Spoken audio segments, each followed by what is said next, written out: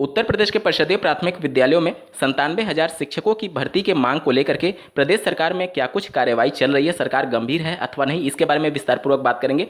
ग्राम विकास अधिकारी की एक नई भर्ती प्रक्रिया जल्द शुरू हो सकती है, कितने पदों पर होगी ये भर्ती, इसके बारे में बात करेंगे। 5,124 विशेष सुरक्षा बलों की भर्ती होने वाली है। इसके अलावा आरओ एआरओ की मुख्य परीक्षा तिथि घोषित हो चुकी है। 2 डिग्री एक साथ करने के संदर्भ में यूजीसी का एक नोटिफिकेशन जारी किया गया है। और इसके अलावा जो प्रधानाचार्य की भर्ती प्रक्रिया थी 2013 की, जिसका इंटरव्यू भी हाल ही में कंप्लीट हुआ है, उस पर माननीय कोर्ट ने रोक लगा दी है। इसके अलावा शिक्षा जगत से जुड़े कुछ प्रमुख खबरों को भी डिटेल में देखेंगे, अंत तक जुड़े रहिएगा। नमस्कार दोस्तों, मेरा नाम है नीरज और आप देख रहे हैं कैरियर बिट यूट्यूब चैनल। अगर आप इस चैनल पर पहली बार विजिट कर रहे हैं तो इसको सब्सक्राइब करते हुए बेल आइकन को प्रेस करना ना भूलें।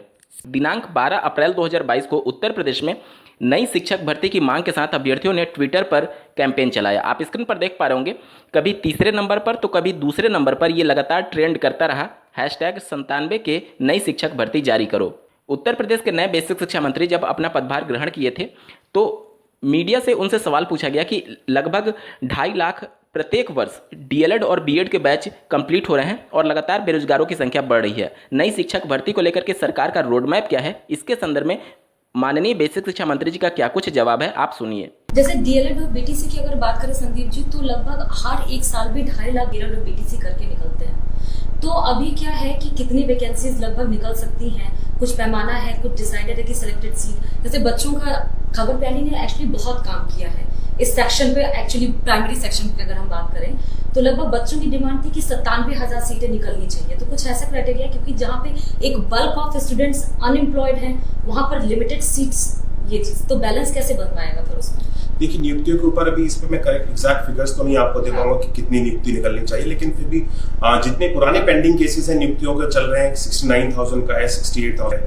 ऐसे और भी कई सारे केसेस हैं। तो इन पे मैंने टेकअप किया है और जिनमें कोर्ट केसेस चल रहे हैं, क्योंकि कोर्ट केसेस में हम सब नहीं कर सकते हैं, लेकिन गवर्नमेंट की तरफ से जो भी पैरवी करनी है उसको करने के लिए मैंने निर्देश दिया है कि इसमें हमारी तरफ से पैरवी की जाए और जल्द से जल्द इन केसेस का निस्तारण किया जाए, जिससे जो भी केसेस शिक्षकों की भर्ती के पेंडिंग चल रहे हैं उनको हम सब पूरा करके और नियुक्ति दे सकें। बेसिक शिक्षा मंत्री जी के द्वारा लगातार पिछली भर्तियों के बारे में ही मुद्दा उठाया जाता रहा कि सरकार की प्रथम प्राथमिकता है कि पहले की जो भर्तियां हैं उनको पूर्ण रूप से कंप्लीट किया जाए, जो कि माननीय कोर्ट में लंबित नहीं है, उसमें सरकार के तरफ से कोई भी ढिलाई नहीं बरती जाएगी। मतलब कहीं ना कहीं नई शिक्षक भर्ती को लेकर के अभी तक सरकार के पास कोई भी रोड मैप नहीं है और इसके संदर्भ में कोई जवाब भी नहीं है। और पहले ही माननीय मुख्यमंत्री जी ने स्पष्ट कर दिया था कि नई शिक्षक भर्ती या फिर किसी भी विभाग में भर्ती आएगी जरूर, लेकिन किसी के दबाव में नहीं आएगी।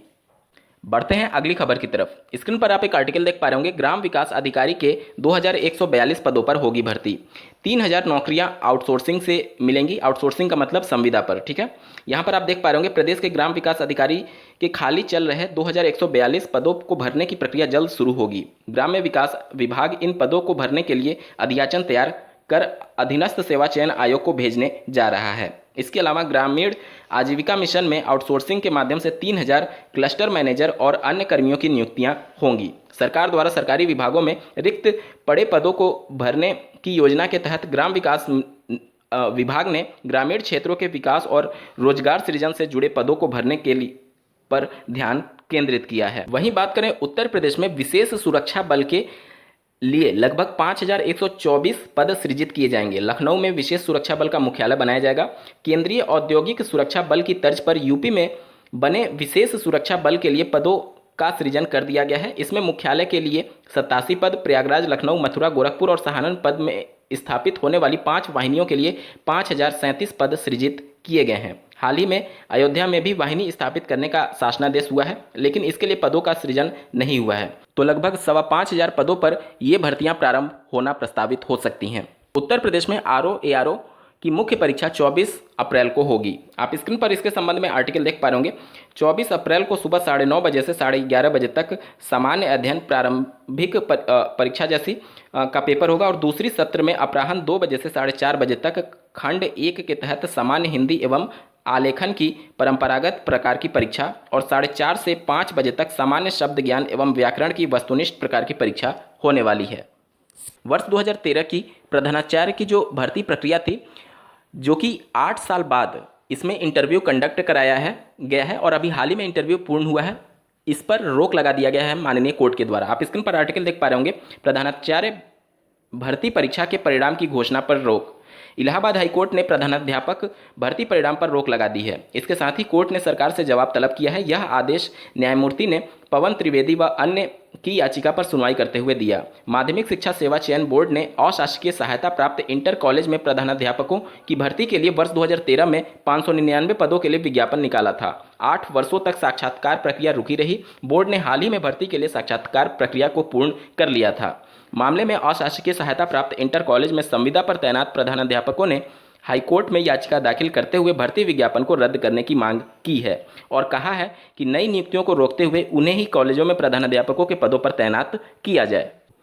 यूनिवर्सिटी ग्रांट कमीशन यानी यूजीसी के द्वारा एक बड़ा फैसला लिया गया है। आप स्क्रीन पर एक आर्टिकल देख पा रहे होंगे। अब एक साथ 2 डिग्री कोर्स कर सकेंगे छात्र छात्राएं। यहाँ पर देखिए, यूजीसी ने उच्च शिक्षा को लेकर के बड़ा फैसला किया है। छात्रों को एक साथ 2 डिग्री हासिल करने का मौका दिया जाएगा। डिग्री कोर्स एक या अलग अलग विश्वविद्यालय से किया जा सकता है। जल्द ही इसके संबंध में नए दिशा निर्देश जारी किए जाएंगे। छात्र के पास एक फिजिकल और एक ऑनलाइन डिग्री कोर्स का भी विकल्प होगा। यह शैक्षिक लचीलापन diploma, under graduate, post graduate सभी पाठ्यक्रम में उपलब्ध होगा। नई राष्ट्रीय शिक्षा नीति के तहत मल्टी एंट्री, मल्टी एग्जिट, एक कोर्स से दूसरे कोर्स में जाने या छोड़ने का विकल्प इस नई गाइडलाइन में भी होगा। यूजीसी के चेयरमैन ने बताया कि फिजिकल मोड में एक साथ 2 पूर्णकालिक डिग्री प्रोग्राम करने की अनुमति दी जाएगी। विश्वविद्यालयों को अपने प्रवेश नियमों के तहत छात्रों को पाठ्यक्रम में प्रवेश के लिए लचीलेपन की इजाज़त देने का विकल्प होगा। समय एक नहीं होना चाहिए। उन्होंने बताया कि फिजिकल मोड में 2 डिग्री के लिए टाइम स्लॉट एक नहीं होना चाहिए, मतलब कि एक ही समय में आप 2 कोर्स नहीं कर पाएंगे, जिससे एक कार्यक्रम की कक्षा का समय दूसरे कार्यक्रम के साथ नहीं टकराए। अलग अलग संस्थान से 2 डिग्री कोर्स में दाखिला के लिए दोनों संस्थान आसपास या कम दूरी पर होना चाहिए। एक फिजिकल और एक ऑनलाइन पाठ्यक्रम कोर्स के लिए छात्र कहीं से भी रजिस्टर कर सकते हैं। फिजिकल मोड में कोर्स में प्रवेश संबंधित विश्वविद्यालय के प्रवेश मानक के तहत ही होंगे। छात्र संबंधित कोर्स में दाखिले के लिए पात्र हैं या नहीं, यह भी देखा जाएगा। यूजीसी जल्द इसके संबंध में विस्तृत दिशा निर्देश जारी करने जा रही है। तो दोस्तों, ये थी आज की कुछ प्रमुख खबरें। इस वीडियो को देखने के लिए आपका बहुत बहुत धन्यवाद। भगवान करे आपका दिन शुभ हो।